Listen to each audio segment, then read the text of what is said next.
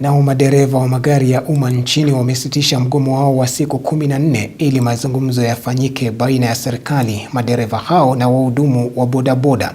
Viongozi wa madereva hao wamebaini kuwa baada ya siku hizo watarejea kwenye mgomo iwapo hatua haitachukuliwa. Haya yanajiri huku maafisa wa trafiki wakibaini kuwa wataendelea kuendeleza uchunguzi kuhusu matukio hayo. Mgomo wa wahudumu wa magari ya uchukuzi wa umma uliokuwa umepangwa kufanyika kila Jumatatu sasa umesitishwa.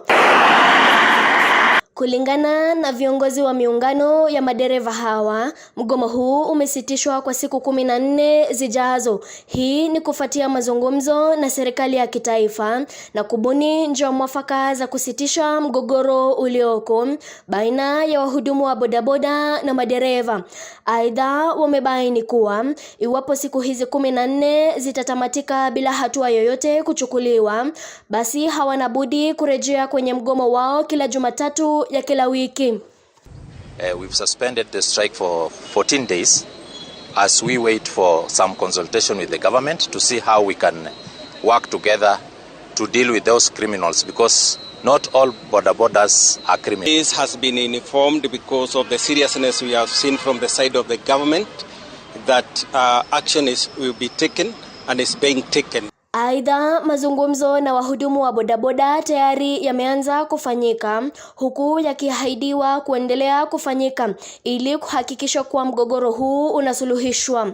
Meetings with the bodaboda, and even Tuesday we'll further that meeting with the bodaboda together with the National Police Service.